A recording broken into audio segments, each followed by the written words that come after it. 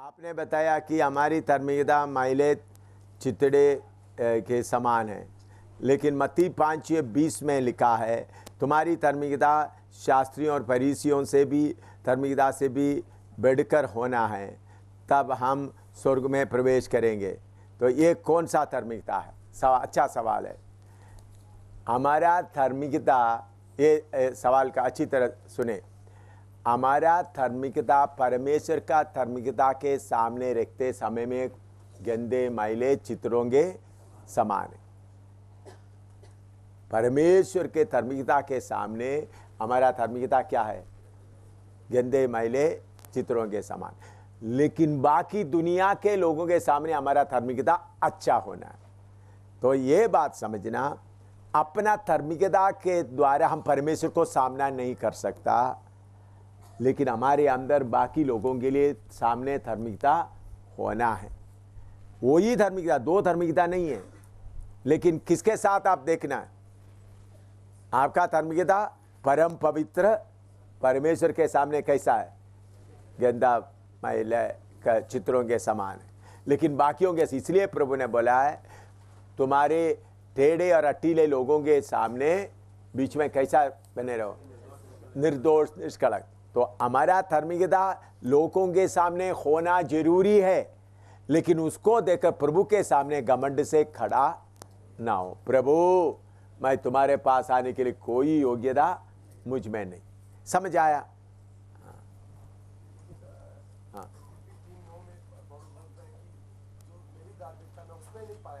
हाँ हाँ हाँ। तो दूसरा, हमारा धार्मिकता, प्रभु का दास ने बताया वो बात सही है।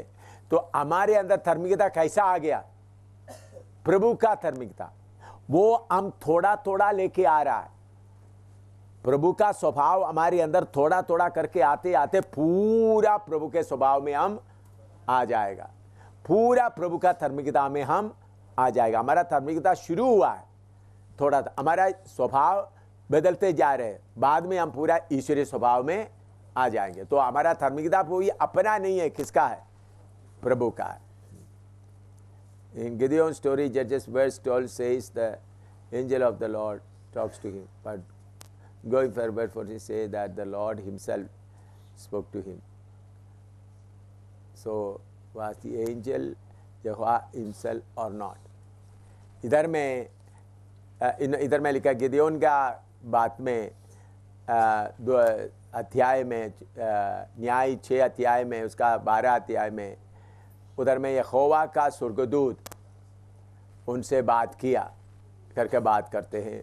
फिर बाद में 14-16 से बातें वक्त परमेश्वर उनसे बात किया। ये परमेश्वर है या स्वर्गदूत है? देखिए, ये बात को समझने के लिए आप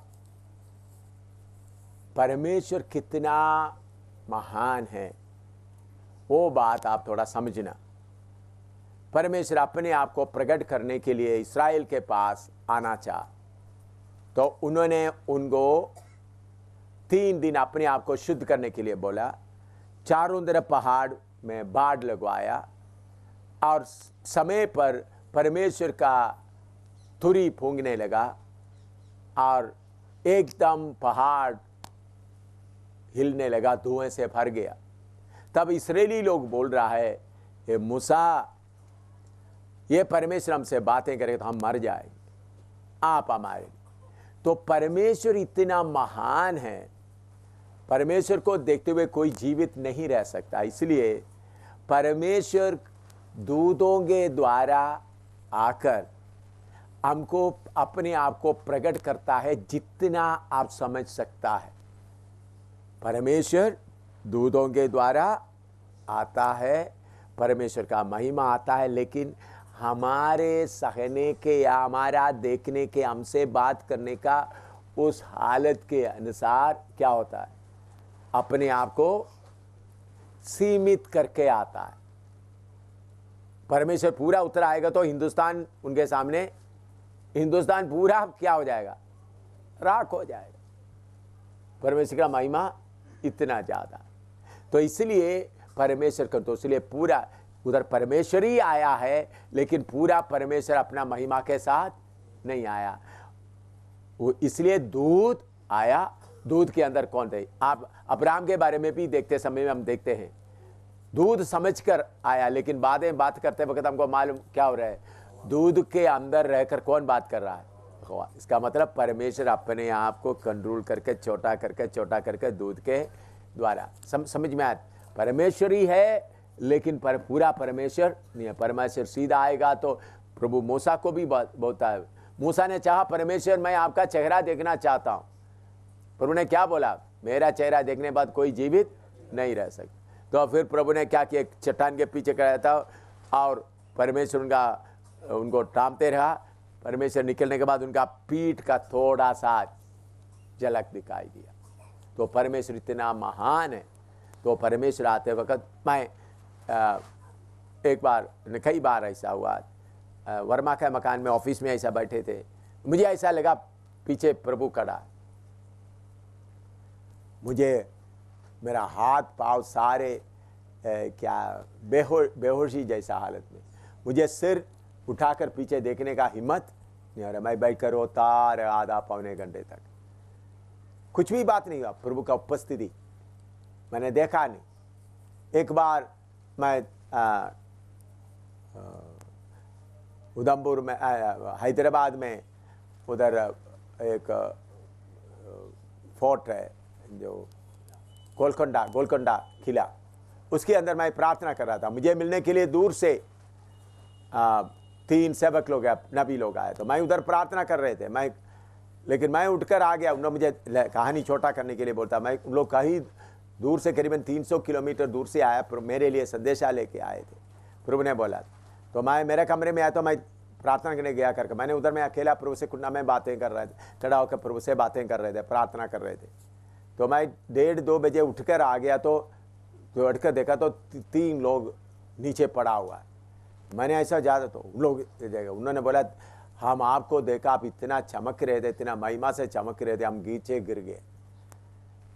तो मैं प्रभु से प्रार्थना करता, प्रभु का महिमा मेरे ऊपर आते हुए देखते हुए उन्होंने क्या हुआ, तो मुझे देख करके नीचे गिर गए। तो उस वक्त आत्मा में इतना, तो परमेश्वर का महिमा कितना होगा। ऐसा करना एक जगह में नहीं, कई जगह में हुआ। मैंने एक जगह का बताया। मेरा पत्नी खुद कितने बार, अभी जब अमेरिका में था, न्यूयॉर्क, ब्रदर अब्राहम मैथ्यू के घर में, तो मैं ऐसा कमरे में, मैं पत्नी उधर गया, मेरे ख्याल में 5-6 साल पहले की बात। तो मेरा पत्नी नीचे, हम ऊपर के कमरे में रह रहे, नीचे जाकर अब्राहम मैथ्यू की पत्नी के साथ किचन में मदद करके आ गया।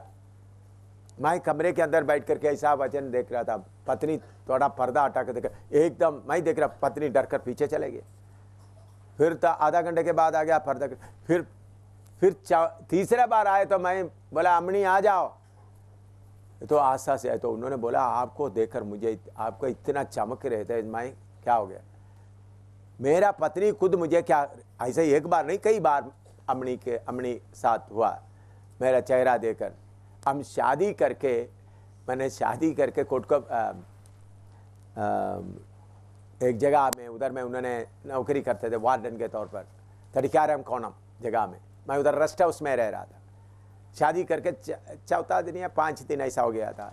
मैं उधर उनके साथ में गया, तो उन्होंने अपना काम करके आया था, मैं घुटने में बैठकर प्रार्थना कर रहा था। वो कमरा खोल कर देखा, एकदम मुझे देखकर घबरा कर पीछे चले गए। फिर थोड़ी देर के बाद फिर बाद में मैं उठकर खड़ा हो गया, फिर अंदर आ गया।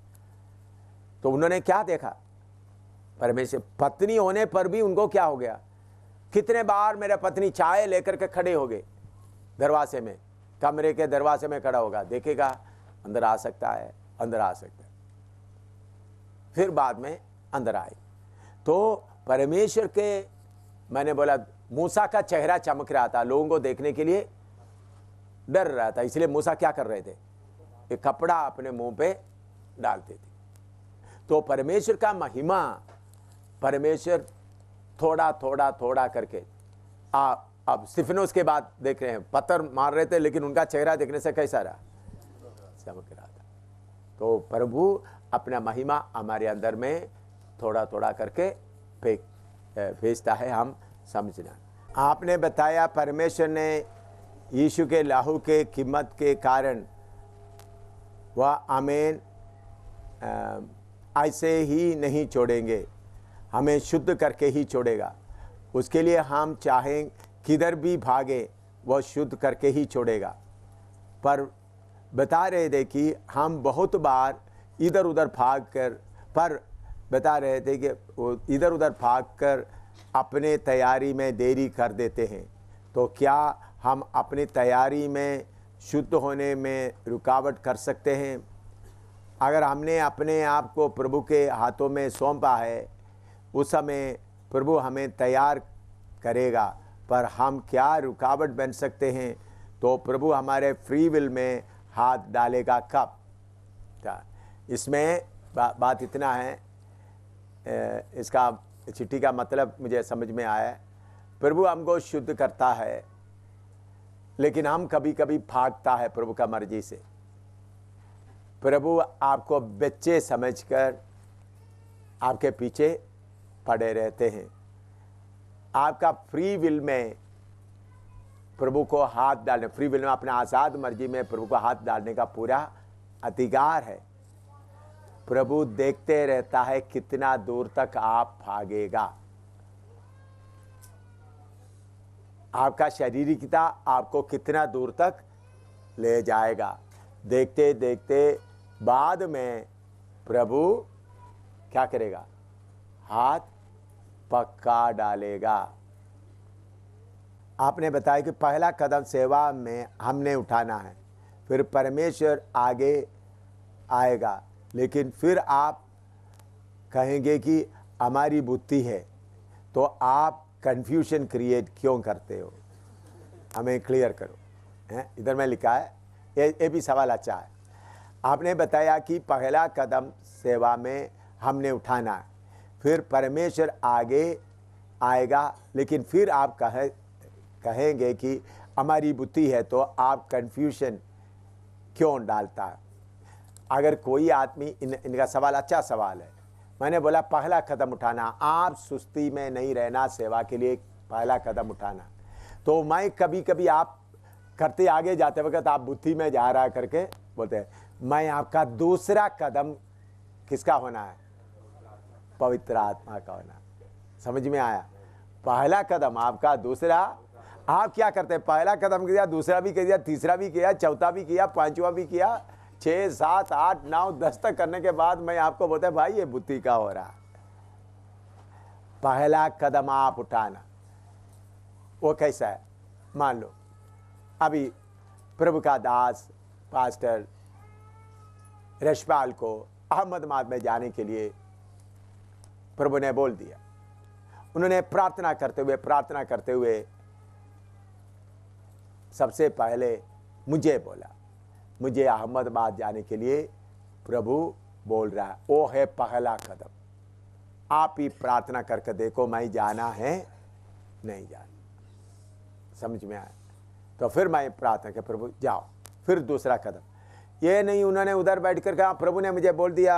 मैंने अहमदाबाद एक 2 महीने के बाद मुझे बोला देखो मैं तो प्रभु ने मुझे बोल दिया, मैंने इधर आ गया, 1 महीना 2 महीना हो गया सेवा कर रहा है, फिर गड़बड़ हो गया तो मुझे खबर दिया। तो वो सारे क्या है? बुद्धि का है। तो हमको आत्मा में कोई बात मालूम होते समय में प्रभु के सामने वो बात रख करके देखना है। और दूसरा डायरेक्शन, दूसरा निशान, उसके लिए दूसरा सबूत प्रभु से मांगना। राजी उधर बिहार जाने के बारे में मुझे बोल रहा था, प्रभु की आत्मा मुझे बोल रहा। मैंने बोला राजी दूसरा निशान प्रभु के सामने रखो। एकदम आपके अंदर में विचार आया आप जाने का नहीं, ताकि दूसरा निशान रखो। तो आपका बुद्धि से प्रार्थना करते हुए पहला कदम आप रखने के बाद इंतजार करो अगला कदम कौन सा है। समझ में आया? तो इसी बताया अब्राहम को परमेश्वर ने बोला निकलो, फिर अब्राहम निकला। प्रभु ने पहला कदम रख दिया, उन्होंने फिर प्रभु आगे आगे उनको चलाते आया। हमारी धार्मिकता कितना है, बड़ी है, यह शैतान को बताने को क्या ज़रूरत है? क्या उसको हमारी धार्मिकता दिखाई बड़ी देती है? दिखाई नहीं देती है। हाँ, दोबारा, हमारी धार्मिकता कितना बड़ी है, यह शैतान को बोलने का क्या ज़रूरत है? क्यों उसको हमारी धार्मिकता दिखाई नहीं देती है? हाँ, ये भी ठीक है। हमारा धार्मिकता बहुत है, लेकिन आप कितना अपनाया करके शैतान को आप क्या करना है? खुद धार्मिकता प्रभु ने पूरा रेख दिया, आप कितना उसमें से लिया है करके सामना करना है। यही है आपका टेस्ट। प्रभु शैतान को आपके पास आने के लिए क्यों देता है? आप अपना धार्मिकता को थोड़ा परखें कितना है या नहीं। मेरे बात समझ में नहीं आया? प्रभु शैतान को क्यों आने देता आपको आपके पास? आपके धार्मिकता कितना है करके आप खुद देखें। प्रभु ने धार्मिकता दे दिया तो पूरा नहीं लिया, आप थोड़ा थोड़ा थोड़ा करके क्या करता है? पहचान में आते हैं। तो जितना पहचान में आता है उसको आप सामना करता है। शैतान को दिखाई एकदम धार्मिकता प्रभु ने रखा है, तो इसलिए एफएसी 6:12 से पढ़ो।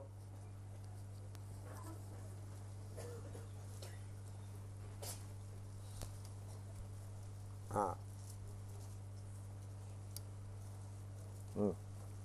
एफएसी 6:12 से।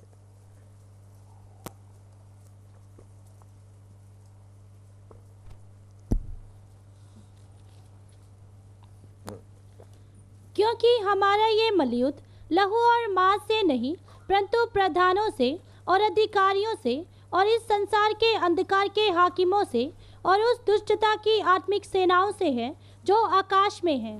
हाँ, नीचे। हाँ, इसलिए परमेश्वर के सारे हथियार बांध लो। हाँ, सारे हथियार, सब बोलो बांध लो। 3 बार बोलो। भाई, हथियार रखा है, बांधा है या नहीं? फर्क समझ में आ रहा है? सारे हथियार क्या करो? हाँ, आप हथियार में टेबल में, हथियार कमरे में पड़ा हुआ है, आप नंगा आया तो कैसा रहेगा? हमेशा हथियार बांधना है, प्रभु ने तैयार किया है। और नीचे हथियार बांध लो कि तुम बुरे दिन में सामना कर सको। हाँ, और सब कुछ पूरा करके स्थिर रह सको। हाँ। इसलिए सत्य से अपनी कमर कसकर। हाँ, सत्य से अपना कमर आप खुद क्या करना है? कसना है। हाँ, और धार्मिकता की जिलम पहनकर। हाँ, जेरी के दिलम प्रभु नहीं पहना था, खुद लेकर पहनना है। हाँ, और पांवों में मेल के सुसमाचार की तैयारी के जूते पहनकर। हाँ, जूती क्या करना है? पहनना है। हाँ, और इन सब के साथ विश्वास की ढाल लेकर स्थिर रहो। हाँ। जिससे तुम उस दुष्ट के सब जलते हुए तीरों को बुझा सको। हाँ, ठीक है, ये समझ में आया? तो हम लोग शैतान को दिखाई देगा जब आप पहनेगा, नहीं तो शैतान को दिखाई नहीं देगा। अगर हमसे कोई गलती हो गया तो हम प्रभु के दास से माफ़ी मांगता है, लेकिन हमें वो सेवक हमें माफ़ नहीं करता तो हम क्या करें?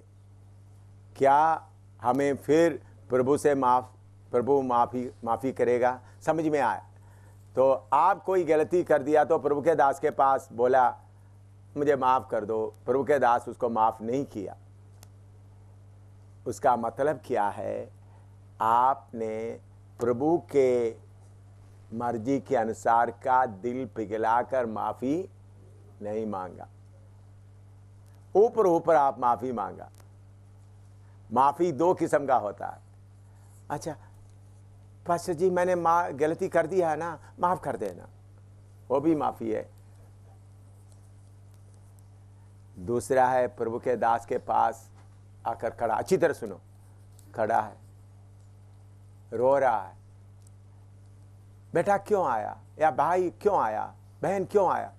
नहीं, बाद में बोलते देखो आपके सामने मुंह खोलने के लिए भी मैं योग्य नहीं हूं। घुटना में बैठकर रो रहा है, बार में टूट टूट कर बोलते हैं, तो पास्टर माफ करेगा नहीं करेगा? बोलो, जरूर करेगा। आप जाके पास्टर जी मैंने उधर में देख लिया, माफ कर देना, ये सब अंदर से नहीं होता। मैंने देखा मेरे पास में लोग आकर बहुत हाँ मेरे से गलती हो गया माफ कर देना, उसे समय वो मुझे मालूम है अंदर टूटा नहीं है, बस ऊपर ऊपर का आईवाश कर रहा है, ऊपर ऊपर का कर रहा है। लेकिन कुछ लोग आकर मैं आपके सामने खड़ा होने के लिए भी योग्य नहीं हूं, कमरे में आने के लिए भी योग्य नहीं हूं, फिर एकदम नहीं बोलता, रोता रोता रोता, बाद में एक दो शब्द बोलते ही मैं गला लगाता हूं उसको। पूरा बात बोलने का जरूरत नहीं पड़ता। लेकिन कुछ लोग आपको गलत लग गया तो माफ कर देना, ठीक है ना?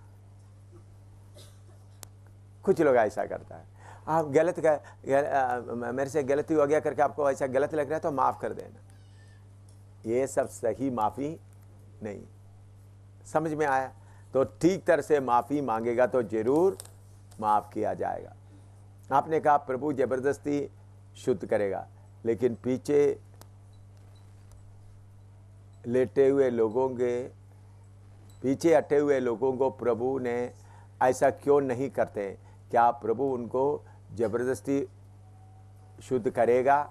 देखो इधर में लिखा, आपने कहा है प्रभु जबरदस्ती शुद्ध करेगा, लेकिन पीछे हटे हुए लोगों को प्रभु ऐसा क्यों नहीं करते?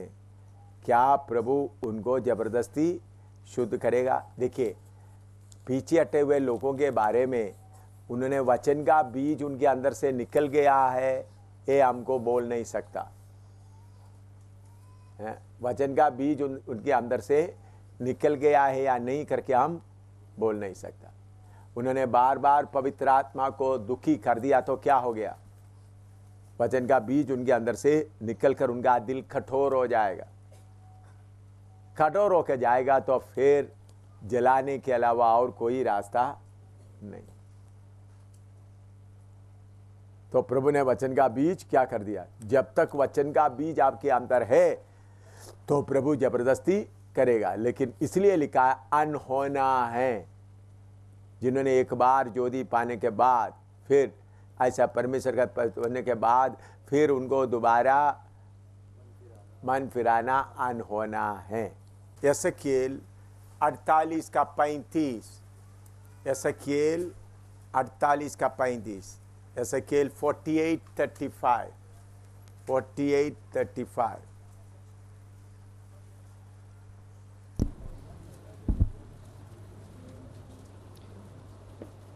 पढ़ो। नगर के चारों ओर का घेरा 18,000 बांस का हो, और उस दिन से आगे को नगर का नाम यहोवा शामा रहेगा। यहोवा शामा रहेगा, यहोवा शामा।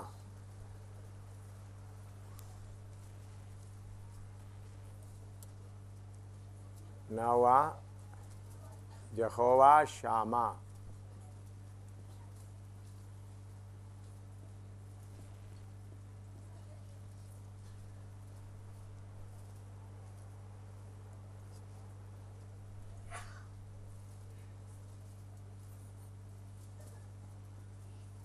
हवा शम्मा।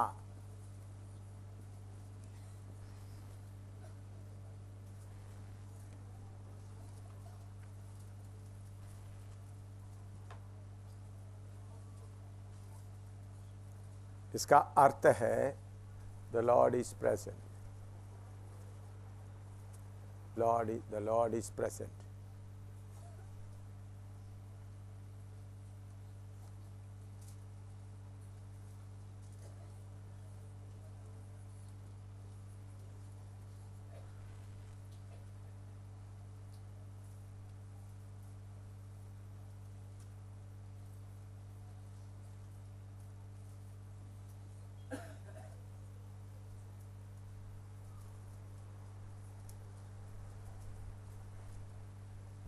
यहोवा शामा, द लॉर्ड इज प्रेजेंट। इसका मतलब यहोवा परमेश्वर उपस्थित है रखना। प्रेजेंट का मतलब उपस्थित।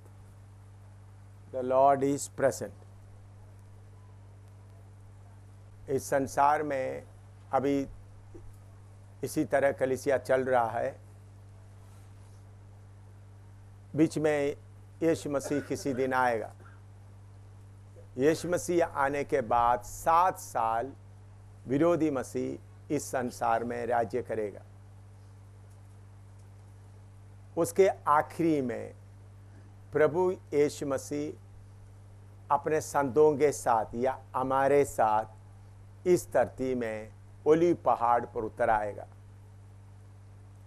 और उस समय पहाड़ 2 हिस्सा हो जाएगा और उसके अलावा विरोधी मसीह और उनका फौज को प्रभु नाश करेगा। शैतान को 1000 साल के लिए बांधेगा। उस समय पृथ्वी में काफ़ी भूजाल काफ़ी वगैरह होके अभी जो बियाबान के तौर पर अरब देश है वो पूरा उपजाऊ देश बन जाएगा। अभी अरब देश में सिर्फ मिट्टी का अरब देश में सिर्फ तेल है, ज़मीन का नीचे तेल है, बाकी घास वगैरह सब उन लोग बाहर से लाना पड़ता है। मैंने आकर जाकर देखा है उधर में, वो सब उपजाऊ भूमि हो जाएगा। उस समय में यसेकिएल नबी के किताब में लिखा हुआ परमेश्वर का मंदिर, बड़ा मंदिर बनाया जाएगा। उस मंदिर में प्रभु यीशु मसीह खुद बैठेगा। तब लोग बोलेगा यहोवा शम्मा। इसका मतलब प्रभु उपस्थित है। यहोवा परमेश्वर उपस्थित है। ये कब होने का है? 1000 साल का आरंभ में प्रभु यीशु मसीह इस्राएलियों के बीच में यहोवा उस मंदिर में उपस्थित होंगे। एक तब शैतान को किधर बांधा हुआ है? 1000 साल के लिए हथागढ़े में बांधा हुआ है। प्रभु यीशु मसीह का राज्य आरंभ हो गया। क्या हो गया? प्रभु यीशु उस समय में यहोवा शम्मा। लिखो, इतना लिखो। 1000 के साल के बाद एक काम होने का। अभी यीशु आज आएगा तो फिर 7 साल 1000 साल के बाद ये कार्य होना है। तो ये हमारे साथ इसका क्या संबंध है? हमारे साथ इसका क्या संबंध? उस वक्त हमारे साथ का संबंध मालूम होना है। कोलोसी 1:27 पढ़ो। कोलोसी 1:27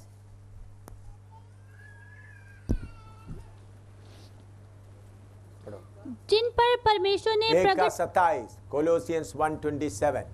हाँ, जिन पर परमेश्वर ने प्रकट करना चाहा कि उन्हें ज्ञात हो कि अन्य जातियों में उस भेद की महिमा का मूल्य क्या है। भेद का महिमा का मूल्य क्या है? और वह ये है हाँ। कि मसीह जो महिमा की आशा है तुम में रहता है। हाँ, दोबारा पढ़ो उसको। जिन पर परमेश्वर ने प्रकट करना चाहा कि उन्हें ज्ञात हो कि अन्य जातियों में उस भेद की महिमा का मूल्य क्या है। अन्य जातियों में वो महिमा का मूल्य क्या है? और वह ये है, वो ये है कि मसीह जो महिमा की आशा है हाँ। तुम में रहता है। महिमा का आशा प्रभु यीशु मसीह तुम में रहता है। लिखो। मैंने बोला 1000 साल में शैतान को 1000 साल के लिए बांधकर प्रभु यीशु मसीह यरूशलेम में मंदिर में बैठेगा। तब यहोवा शम्मा या पर प्रभु उपस्थित है। The lord is present. पौलुस बोलता है अन्य जातियों में महिमा का वो बात क्या है? मसीह तुम में रहता है। इसका मतलब प्रभु यीशु मसीह अब में उपस्थित रहना। मंदिर में प्रभु कब रहेगा? जब शैतान को 1000 साल के लिए बांध कर रखेगा। इसी मुताबिक मसीह आप में वास करना है तो आपका शारीरिकता को बांध कर क्रूस पर चढ़ा के रखेगा तो मसीह आप में वास करेगा। जब तक आप शारीरिकता को बांध कर नहीं रखता, मसीह आप में वास नहीं करे। मैं मेरा तारीफ करने के लिए नहीं बोल रहा हूँ।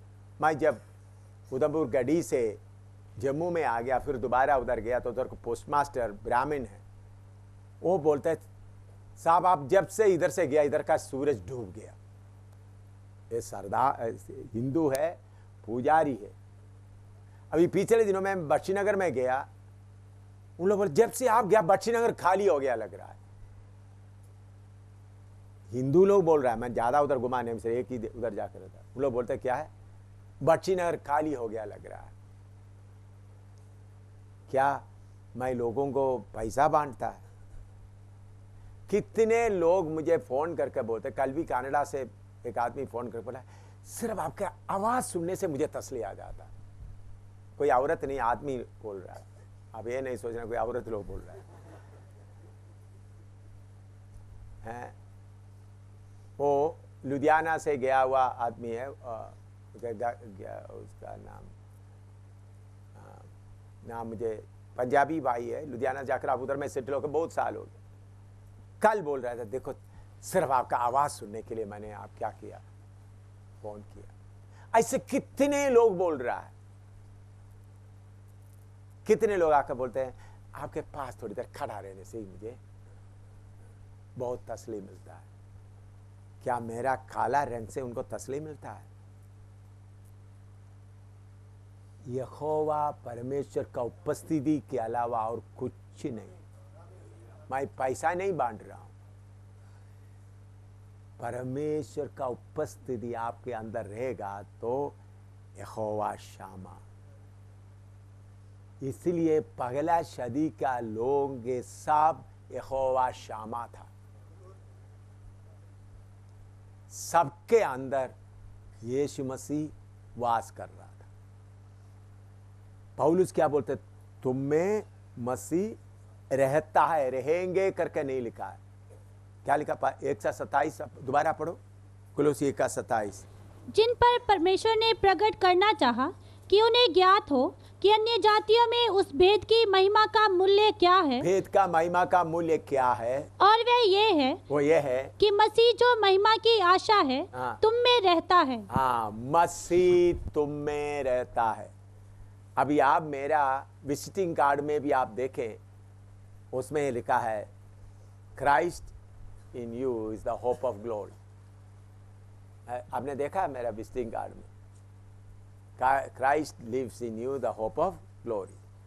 मसीह तुम में वास करता है। मेरे प्यारों, मेरा हमेशा यही कोशिश, जब से ये वचन कितने साल पहले ये वचन मुझे मिला, प्रभु आप हमेशा मुझ में वास करना। जैसा शैतान को 1000 साल के लिए बांधने के बाद ही प्रभु किधर बैठ रहा है? मंदिर में। मेरे प्यारों, आपके अंदर का शारीरिकता को पूरा आप बांध कर रखें तो मसीह आप में वास करेगा। अभी आपका जीवन कैसा है? शारीरिकता मोटा मोटा आपके अंदर है। मसीह कभी आता है, कभी जाता है, थोड़ी देर आता है, फिर आप दुखी हो जाता है, आपका चेहरा बदल जाता है, आपका मन खराब हो जाता है। बाकी लोग भी आपके पास आने से उनको क्या मिलता है? मसीह मिलता है। मुझे कैद करके रखा हुआ एसडीपीओ अरोरा बोल रहा है, मैं उनका कैदी। वो बोल रहा है आपके कमरे में आने से मुझे डर लग रहा है। मैं उनका कौन हूं? कैदी हूं। अभी अभी जो जम्मू में मुझे जेल में डाला, इसलिए मैं जूता पहन के आपका कमरे में आना नहीं चाहता, मैं डरता हूं। मैं उनका कैदी है। वो मुझे किक कर सकते हैं, मार सकता है। क्या मैं क्या ऑफिसर बनकर बैठा है? नहीं, मुझ में कौन वास कर रहा है? मसीह वास कर रहा है। एक बार मैं हावड़ा रेलवे स्टेशन में खड़ा, उस वक्त फौज में था, आसम से आ रहा था। एक आदमी आकर मुझे पकड़ कर जोर से, माई मिलिट्री यूनिफॉर्म में था, सिविल कपड़ा में भी था, नहीं था, आकर हल्लेरिया बोलकर अन्य भाषा बोल रहा था। मैंने बोला आप कौन है? बोलता मैं इधर का पोर्ट का इंजीनियर हूं, मैं सीपीएम में हूं। आप क्यों आया? मुझे उधर से देखने से आपका चेहरा चमक रहा है, दिख रहा, आप परमेश्वर का बेटा है करके महसूस होकर मुझे रहा नहीं सका, इसलिए मैं आया। मैं उनको जानता ही नहीं है। उसका नाम बाद में मालूम, विश्वास है, और बाद में वो नौकरी छोड़कर सेवा में भी आ गया, चीफ इंजीनियर था। वो सीपीएम में ही सेवा में है अभी भी। बॉम्बे हावड़ा का पोर्ट का जो पानी समुद्र का उधर पोर्ट का चीफ इंजीनियर था, बंदरगाह का चीफ इंजीनियर था। मैं इनको जानता ही नहीं था। एक बार मैं पैदल जा रहा था केरला में, रानी नाम जगह से, मेरे साथ 10-12 लोग थे, उन लोग मुझे चाहता मीटिंग। एक बहन दूर से दौड़कर आकर बोलते हैं, हे परमेश्वर का मनुष्य है ये। मेरा चेहरा दिखाकर, उनका चेहरा देखो कैसा चमक रहा है। चाहते पकड़ के हम लोग जा रहे हैं। मेरा बड़ा बाप, मेरे अपने भाई, पिता का 2 भाई लोग, उसमें से एक पास्टर है, बड़ा पास्टर है, वो भी है, 3-4 पास्टर लोग हैं। वो ऊपर से दौड़कर आकर बोल रहे, ये कोई दर्शन नहीं देख रहा। परमेश्वर, मैं हमेशा इसके पीछे पड़ा है, मेरे अंदर हमेशा यीशु वास करना है। चाहे पत्नी गुस्सा हो जाए, साथ रहने वाला गुस्सा आए, कोई भी आए, कोई मुझे गाली दे, मुझे कुछ भी बोले, हमेशा मसीह मुझ में वास करना है। मसीह मुझ में वास करना है तो मेरा शारीरिकता को पूरा बांध कर रखेगा तो ही मसीह। कोई भी आकर बोले हमारा पैसा देने के का नहीं, मसीह तुम में वास कर रहा है, मसीह तुम में वास कर रहा है। अन्य जाति के लोग भी आपसे बोलना है, वो कैसा है? अन्य जाति लोग आपको फर्क दिखना, आपको देखने से वो लोग कितना भी गाली दे रहे। तो मैंने बोला मुझे कैद करके जेल में डाल कर रखा हो, ऑफिसर क्या बोल रहा है? तो मेरे प्यारो, आपका शारीरिकता को बांध रखेगा तो यीशु आप में वास करेगा। यहोवा शमा, शैतान दूर से देखकर बोलना है, यहोवा शमा, यहोवा शमा। पहले सदी के लोग ये सबके अंदर, इसलिए यूहन्ना बोलते, पतरस बोलते, सोना चांदी हमारे पास नहीं, यीशु के नाम में उठकर चल, क्योंकि अंदर कौन वास कर रहा है? मेरे प्यारो, मैं आपको बोलता हूं, मैं यहोवा शम्मा बनकर रहने के लिए बहुत निंदा उठाया, बहुत बदनामी हुआ, मेरा पत्नी का गुस्सा भी सहा, पत्नी का गुस्सा बहुत बार सहा। क्यों? यहोवा शम्मा। मैं किसको, मनुष्य को खुश करेगा तो मैं परमेश्वर का दास नहीं हो सकता। जब मेरा पत्नी और मेरा बात में समस्या आता है, परमेश्वर का मर्जी का नहीं है, तो एकदम पत्नी का मैं काट देता हूं। एक बार अभी प्रभु का कृपा से मेरा पत्नी काफ़ी देर से, अभी 3-4 साल से अच्छी तरह समझा, अभी खुद बोलते हैं, अभी मैं आपके एक शब्द भी नहीं बोलूँगा, मुझे अभी पक्का मालूम है आप परमेश्वर का मर्जी के अनुसार चल रहा है। तो मेरे प्यारों, इस धरती में, इस अंधेरा भरा हुआ समय में हम यहोवा शम्मा बनकर रहना। माँ यहोवा शम्मा, इधर बैठे हुए आप सब यहोवा शम्मा। हमारा माथे पर यीशु मसीह के लोग करके लिखने से काफ़ी नहीं है, लिखने का जरूरत ही नहीं है। आपको दूर से देखते हुए, दूर से देखते हुए, उसके लिए आपका शारीरिकता को पूरा आप काट कर बांध करके का तो कौन राज्य करेगा? लिखो। कई साल पहले जब मैं शादी भी नहीं किया था, मैं वचन पढ़ रहा था।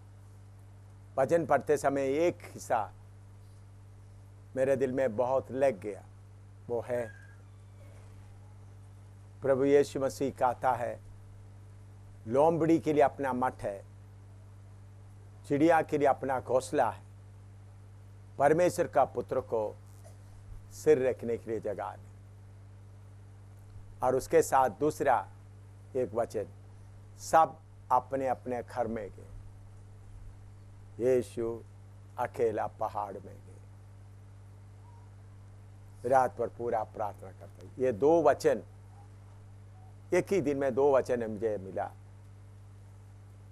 मैं वो डेट मुझे याद नहीं है, लेकिन घुटना में बैठकर रोते रोते मैंने बोला, प्रभु आपको इस धरती में आते वक्त सिर रखने के लिए जगह नहीं, लोमड़ी के लिए अपना मठ है, चिड़िया के लिए अपना घोंसला है, आप पहाड़ में गए। प्रभु आज से लेकर मेरा मन के अंदर आप राजा होकर अंत तक वास करेगा। ये बात कितने देर रोते रोते बोलता रहा। उस समय में मैं प्रभु यीशु मसीह को 3 किलो में लटकते हुए देख रहा था। प्रभु आप जब मेरे घर में आएगा रहेगा, मैं आपको कीलों से दुखी नहीं करेगा। मेरा स्वभाव से, मेरा शारीरिकता से मैं आपको दुखी नहीं करेगा। आपको कभी बाहर जाने का जरूरत नहीं पड़ेगा। मेरे रिश्तेदारों को मैं छोड़ सकता हूं, मेरा माँ बाप को मैं छोड़ सकता हूं, मेरे जीवन का हर खुशी को मैं छोड़ सकता हूं, लेकिन मेरे शरीर से प्राण निकलने तक आप मेरे साथ रहेगा। उस दिन घुटना टेकअप रोते रोते 1-2 मिनट में नहीं, कुछ घंटे लगे। मैं प्रभु का उपस्थिति में डर के साथ बोलता हूं, इस घड़ी तक यीशु को मेरे अंदर से बाहर जाना का जरूरत नहीं हुआ। मेरे से गलती बहुत हुआ, फिर भी एकदम गलती हुआ तो रोते रोते रोते, प्रभु माफ कर, मैंने आपको दुखी किया, आप मेरे अंदर वास कर, आपको कितना दुखी मुझे माफ कर। मैं ये नहीं बोलता मैं कोई गलती नहीं किया, एकदम गलती होता है सब, मुझे गलती हुआ, शरीर का जीता करके मालूम होते वक्त रोते रोते उनका पाप पकड़ते, प्रभु एक गलती के कारण मेरा घर खाली नहीं करना, जो कमरा आपको दिया आप खाली करके नहीं जाना, आप इधर में बने रहना। जब तक मेरा यीशु का चेहरा, मुझे यीशु मेरे से खुश है करके महसूस नहीं होता, तब तक रोता रहेगा। ये मेरा रोज का अनुभव है, ये मेरा विचार नहीं, मेरा सोच नहीं, मेरा अनुभव है। इसलिए मेरा विजिटिंग कार्ड में भी मैंने लिखा है, Christ in you is the hope of glory. मसीह तुम में वास करता है। मसीह को देखने के लिए कहीं नहीं जाना, आपको देखने वाला मसीह को देखना है।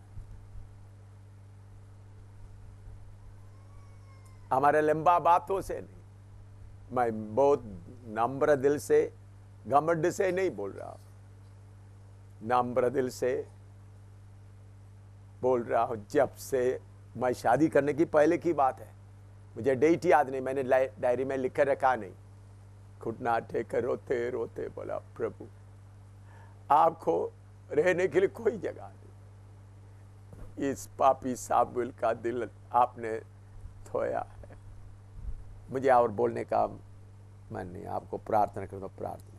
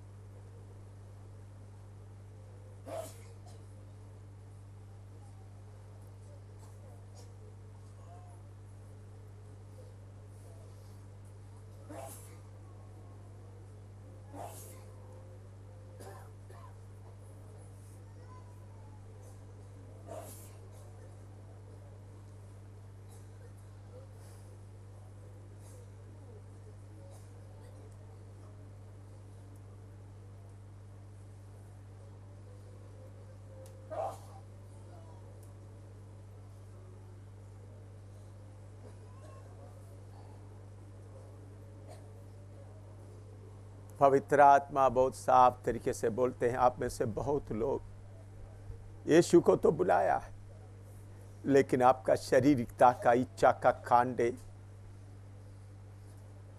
वो खीर आप उनको लगा रहा है।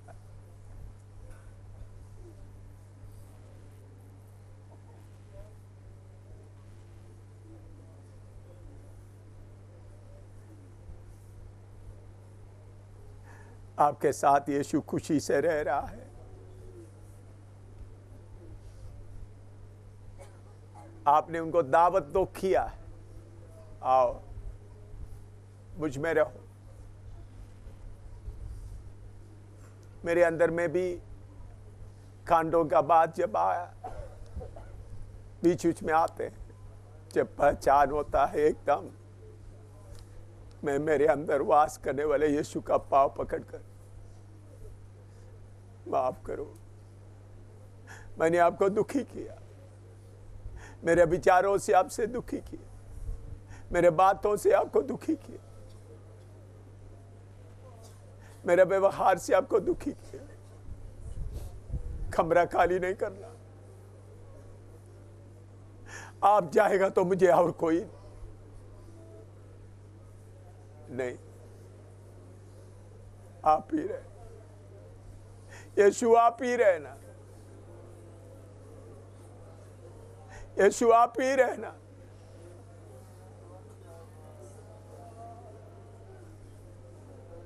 यीशु, आप ही रहना।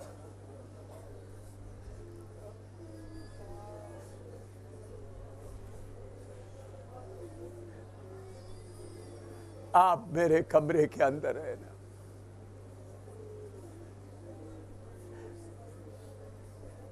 मेरा बड़ापन का कांटा फेंक देता हूं, मेरा पढ़ाई का कांटा फेंक देता हूं, मेरे ऑफिसर का कांटा फेंक देता हूं,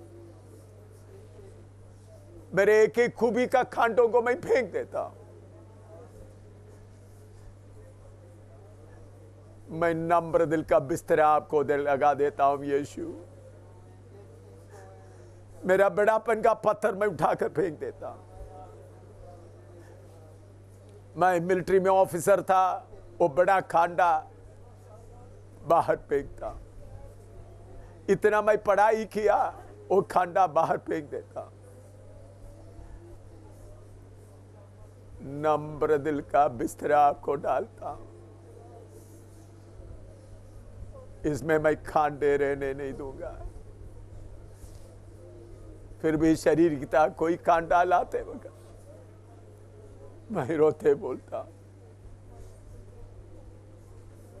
यीशु मेरा कमरा खाली नहीं करना। पवित्र यीशु मेरा कमरा खाली नहीं करना। मुझ में आप बने रहे। यहोवा शमा, हिंदू देखने से भी वो भी बोले यहोवा शमा, मुसलमान देखने से वो भी बोले यहोवा शमा, शराबी देखे वो भी बोले यहोवा शमा, मुझे मारने के लिए जो आता है वो भी देखे बोले यहोवा शमा।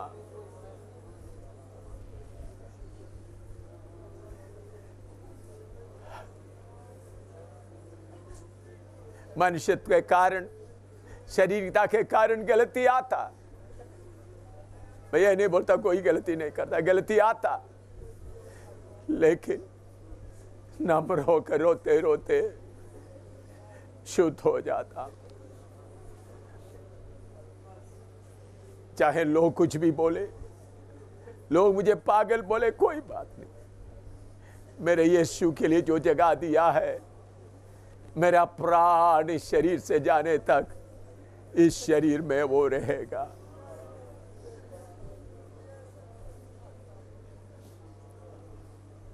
हालेलुया,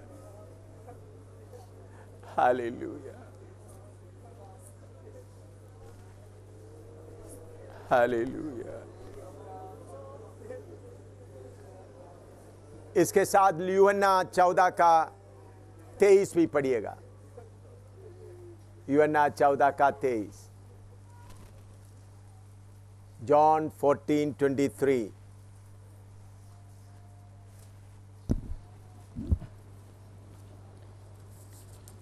यीशु ने उसको उत्तर दिया, यदि कोई मुझसे प्रेम रखेगा तो वह मेरे वचन को मानेगा, प्रेम रखेगा वो मेरा वचन को मानेगा, और मेरा पिता उससे प्रेम रखेगा और हम उसके पास आएंगे और उसके साथ वास करेंगे। हालेलुया। दोबारा पढ़ो, सब लोग मिलकर पढ़ो।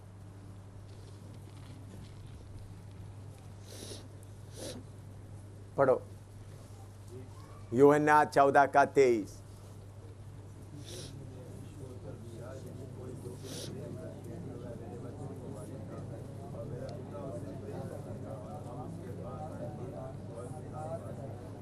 हाँ, अभी जोर से पढ़ो। यीशु ने उसको उत्तर दिया, यदि कोई मुझसे प्रेम रखेगा तो वह मेरे वचन को मानेगा, मेरा वचन मानेगा, प्रेम रखे मेरा वचन को मानेगा, और मेरा पिता उससे प्रेम रखेगा, मेरा पिता उससे प्रेम रखेगा, और हम उसके पास आएंगे हाँ, और उसके साथ वास करेंगे। पिता और पुत्र हमारे अंदर क्या करेंगे? वास करेंगे। आसमान टल जाएगा, पृथ्वी टल जाएगा, लेकिन मैं उनके अंदर वास करेंगे।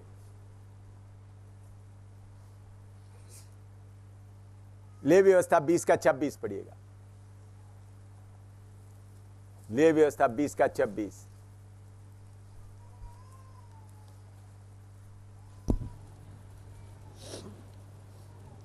तुम मेरे लिए पवित्र बने रहना, क्योंकि मैं यहोवा स्वयं पवित्र हूँ, और मैंने तुमको और देशों के लोगों से इसलिए अलग किया है कि तुम निरंतर मेरे ही बने रहो। तुम निरंतर मेरे ही बने रहो। आप मेरा बाइबल में आप देखेगा, ये अच्छी तरह मार के दोबारा पढ़ो। तुम मेरे लिए पवित्र बने रहना, क्योंकि मैं यहोवा स्वयं पवित्र हूँ, हाँ। और मैंने तुमको और देशों के लोगों से इसलिए अलग किया है कि तुम निरंतर मेरे ही बने रहो। तुम निरंतर मेरे ही बने रहो।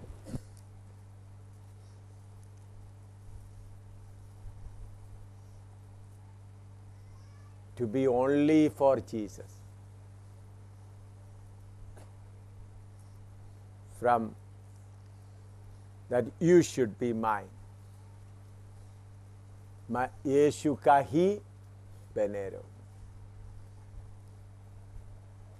और किसी का नहीं, सिर्फ यीशु का बने रहे। बाकी मित्र बहुत है, मैं सिर्फ किसका हूं? यीशु का। बहुत मित्र है, बहुत लोगों को मेरे ऊपर हक है, थोड़ा थोड़ा, लेकिन मेरा कंप्लीट हक किसके ऊपर है? सिर्फ यीशु का।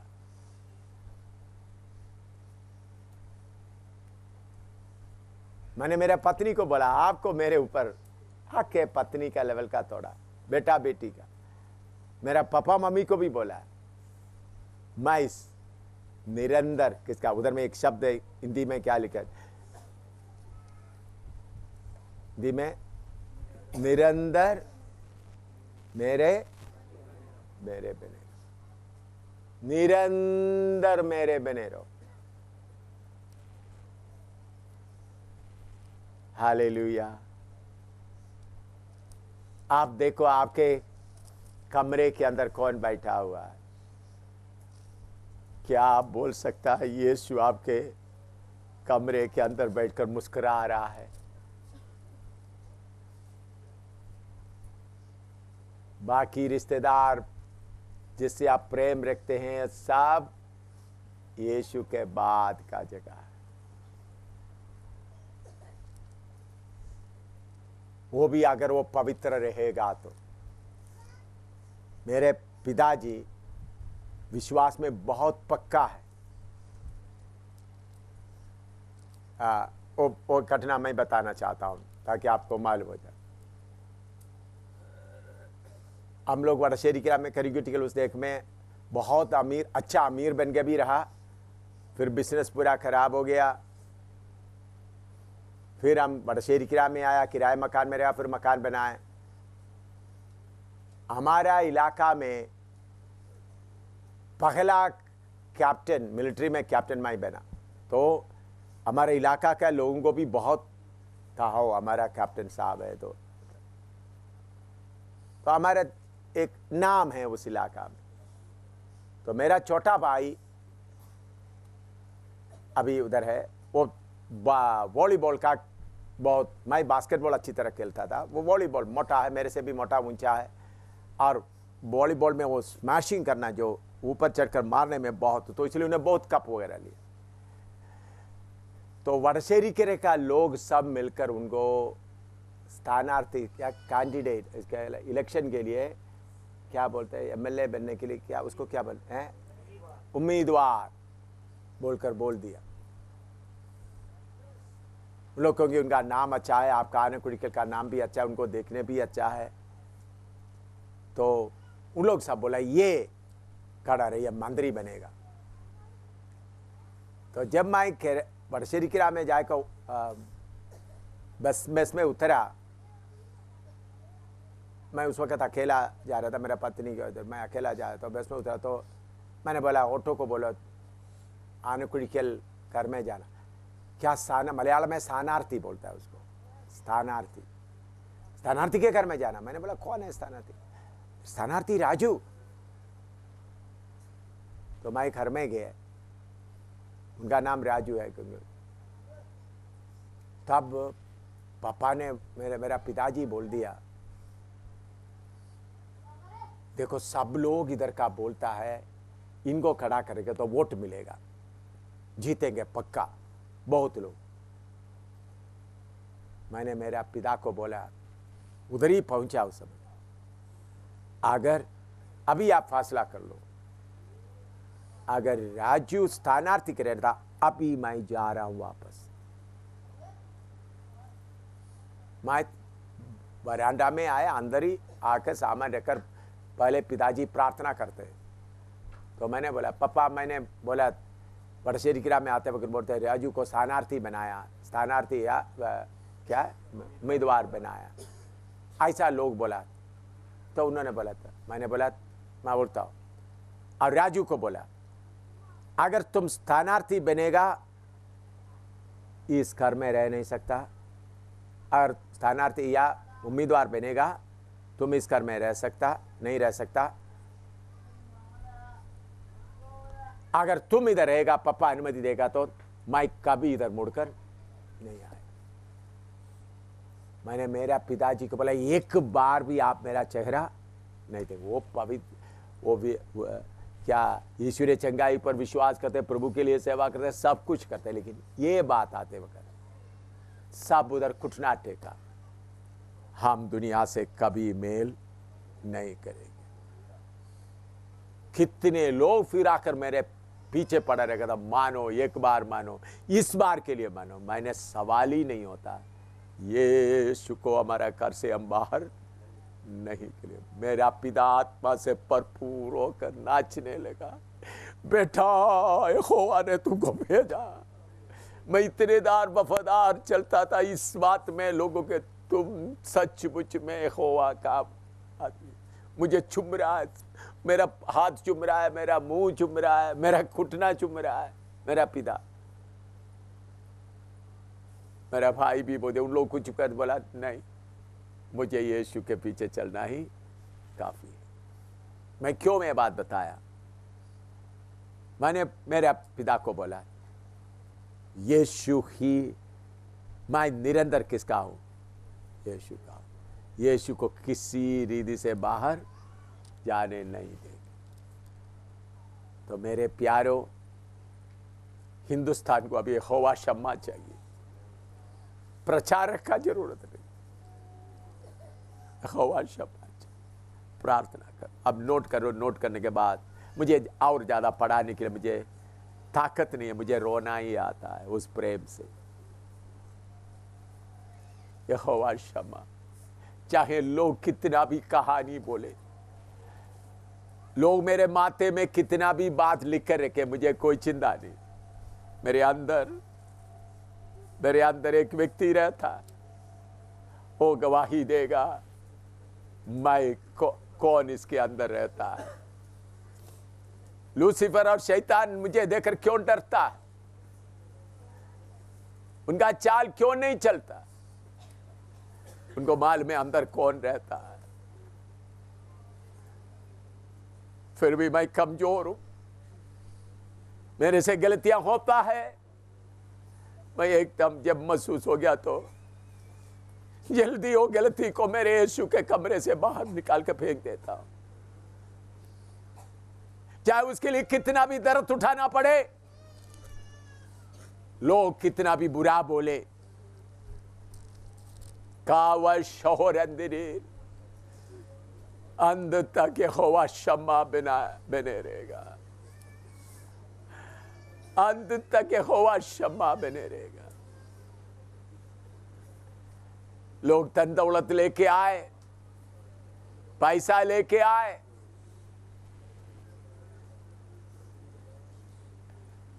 हालेलुया हालेलुया, यहोवा शम्मा।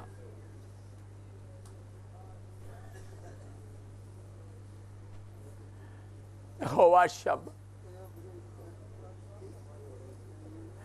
हिंदुस्तान के लोग मुझ में यीशु को देखे,